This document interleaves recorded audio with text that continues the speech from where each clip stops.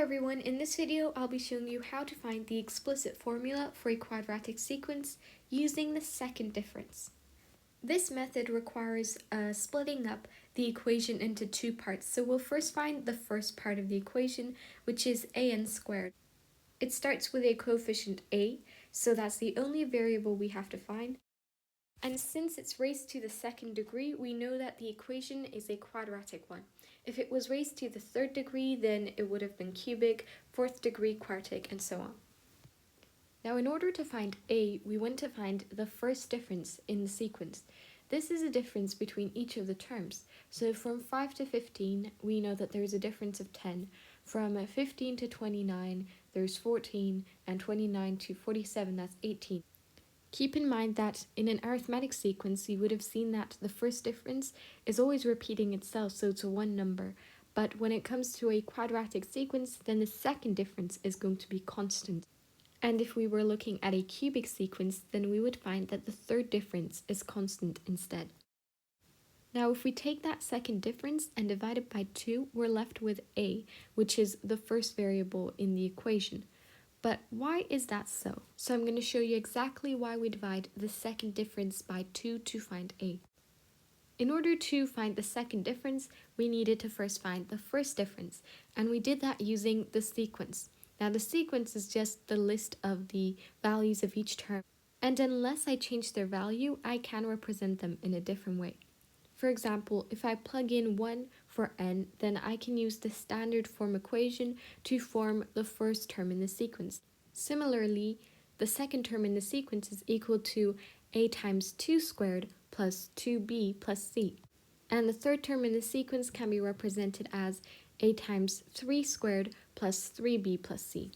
After that, we calculated the first differences of the sequence by subtracting the second term by the first term, and then the third term by the second term, and so on. And by subtracting these expressions from each other, we can find the second difference.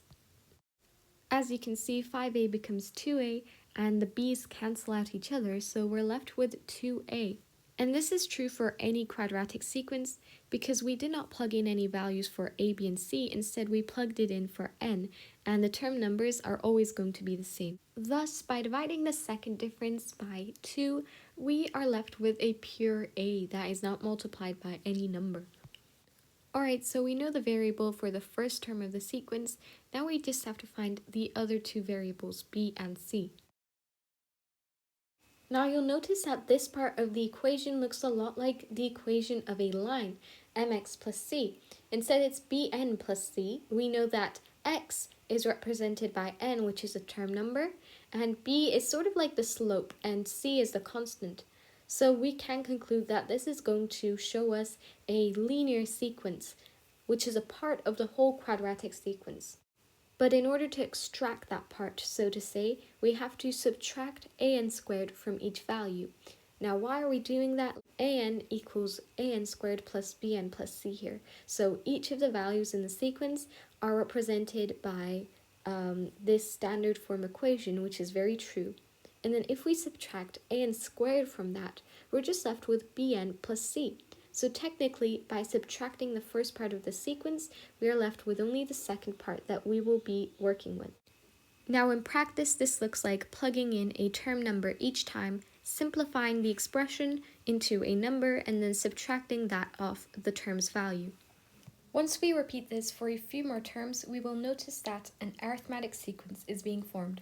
And once we calculate the explicit formula for this sequence, we will find that it simplifies to an expression in the form of bn plus c. Now for our final step, let's combine both of the parts of the equation and write it in the form of an explicit formula. And there you go. If you have any more questions about math, you can follow our channel for more videos on numerous topics. See you in the next video.